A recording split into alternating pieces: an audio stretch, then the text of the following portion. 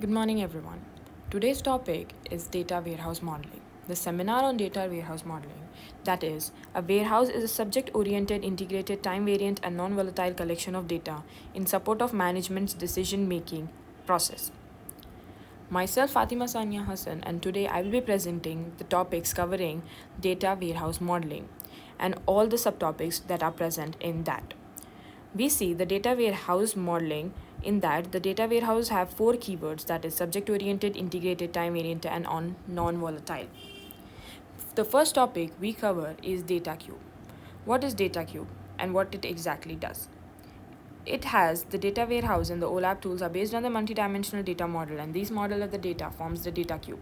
A data cube is allowed the data model and viewed in multi-dimension and is defined as the dimension and facts. These dimensions are the attribute with respect to which an organization wants the keep records. For example, all electronics may create sales of data warehouse in order to keep records with respect to the dimension, time, item, branches, and so on. We see that these dimensions may have the tables associated with it called the dimension tables. These tables are specified by the users and so on.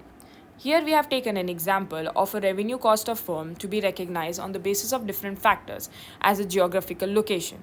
The firm workplace, the product of firm, the advertisement done, and the time utilized to flourish the product, and so on. The next step we see is how it is represented in the table and where is the location and what cost of these items are being sold at what time.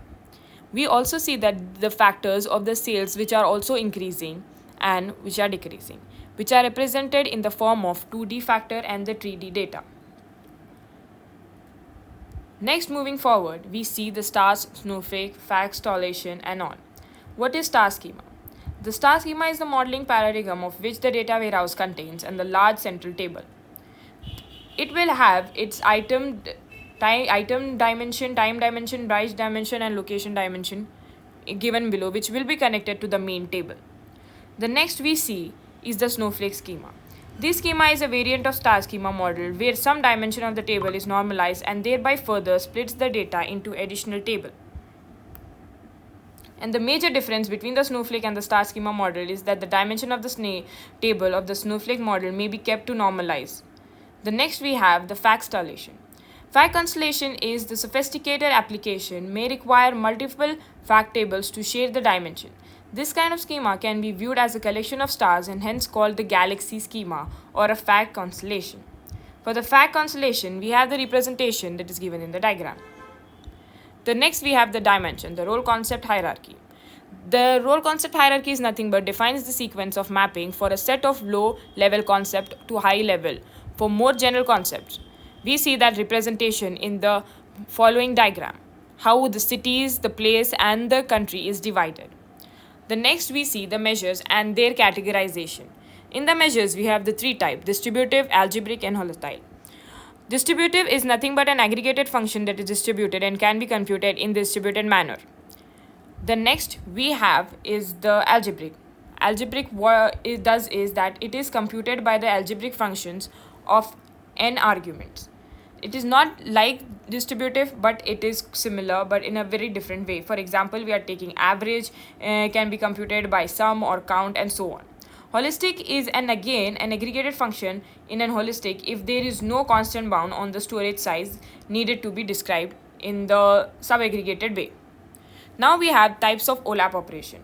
Now what does this OLAP operation exactly does? OLAP operation is nothing but is a multidimensional model data and organized into multi-dimension, and each dimension contain multiple levels of abstraction defined by concept hierarchy. In this organization, we provide the users with the flexibility to view the data in different perspective. In OLAP, we have four different ones. The data cubes, that is the roll up, drill down, slice and dice, pivot. First we look at the drill down. Basically, it is the reverse of the roll up, and it also navigates less detailed data for from more detailed data. Drill down can be realized by the stepping down the concept hierarchy. Next, we have the roll up. Roll up is nothing but it is the operation that performs aggregated on the data cube either by climbing up the concept hierarchy or the dimension or by the reducing the dimension. After the roll up, we have the slice and dice. The operation of Slice and dice is that the slice operation performs a selection of one dimension of the given cube, and the dice operation defines the subcube by performing a selection on two or more dimensions.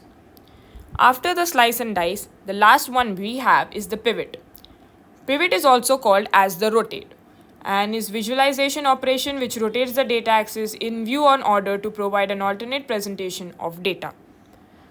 These are the OLAP operations. They are abstraction defined by the concept hierarchy because they provide the user with all the flexibility, and all these four together provide all the flexibility that is needed.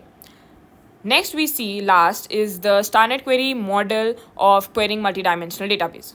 What it exactly does and what is it helpful for. The thing we see here in the StarNet is that it is a querying multidimensional database and it can be based on the StarNet model. As you can see, the model that is present in the query, it is divided into shipping method, customer orders, customer products, and so on. This is the representation of the StarNet model and how all these sales and products are divided and how it can be viewed. That's all from the seminar. Thank you so much.